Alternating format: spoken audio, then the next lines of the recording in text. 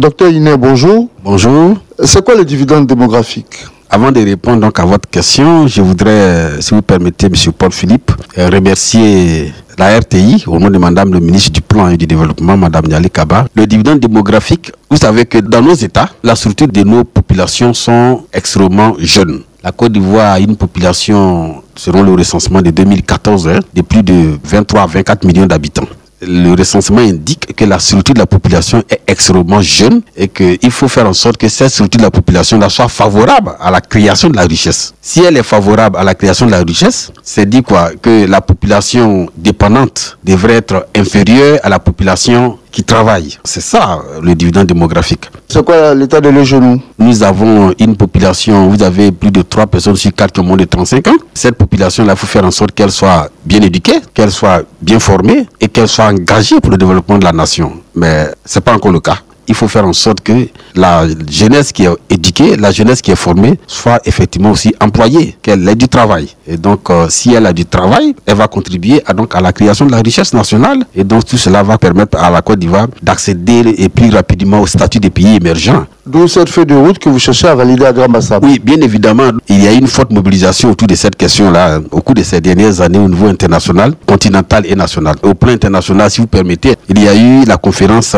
internationale sur la population et le développement qui a été organisée en 1994 au Caire, qui a été l'un des moments les plus importants pour ces débats internationaux-là sur cette question avec son programme d'action qui a planché sur les objectifs relatifs à la population et au développement, ainsi que les cibles quantitatives et qualitatives à atteindre.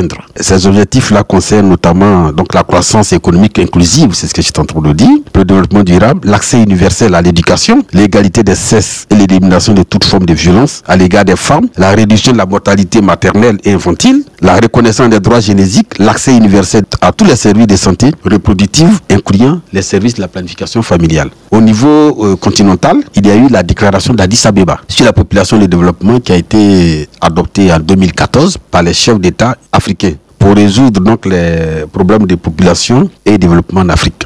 Cette déclaration n'a quand même fait l'objet d'une revue continentale par l'ensemble des experts et des ministres en charge des questions de population et de développement qui sont pour la plupart du temps dans tous les pays sont des ministres en charge du plan et du développement.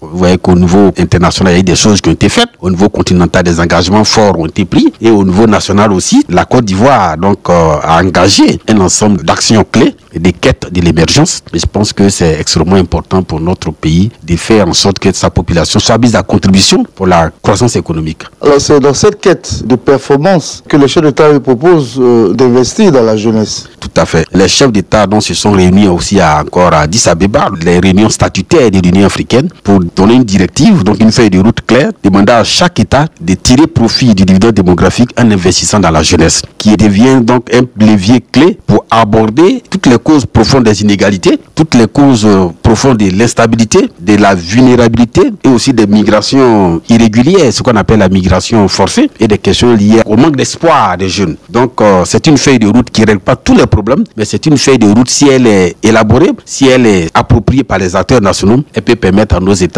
d'avancer, de faire des pas considérables vers le progrès. C'est dit que la télé de Bassam est très importante. Tout à fait. Et donc c'est à juste raison, effectivement, que le ministère du Plan et du Développement, à travers donc l'ONP, l'Office national de la population, organise donc cet atelier qui a élaboré un projet de feuille de route pour la Côte d'Ivoire pour valider cette feuille de route-là et donc va permettre donc de passer en revue les 5 principaux défis majeurs pour la Côte d'Ivoire pour les prochaines années. Les défis liés à l'accélération du rythme de la croissance de la transition démographique, les défis liés à la valorisation du capital humain et l'amélioration de l'offre des services sociaux de base de qualité, les défis liés à la réalisation de la croissance économique inclusive et créatrice d'un emploi décent pour tous les jeunes, le défi lié à la garantie de la dignité, des droits humains et l'équité des gens, et le défi surtout de l'accélération des progrès vers le développement durable à travers donc la bonne gouvernance et la cohésion sociale. Alors docteur Iné, vous êtes persuadé qu'avec cette feuille de route, les choses vont changer? Oui, monsieur Paul Philippe, c'est une feuille de route, j'allais dire prometteuse. Elle permettra effectivement à la Côte d'Ivoire de faire des pas de géants et permettre vraiment de traiter cette question de la jeunesse. C'est de cela qu'il s'agit. La problématique majeure de notre pays, faire en sorte que la jeunesse, la forte population soit mise au profit de notre économie. Et donc, j'ai foi que cette réunion, cette assise des Bassam-là, permettra à la Côte d'Ivoire de disposer d'une feuille de route beaucoup plus claire dans sa marche, dans son cheminement stratégique vers l'émergence de notre nation. Docteur Iné, merci. Merci.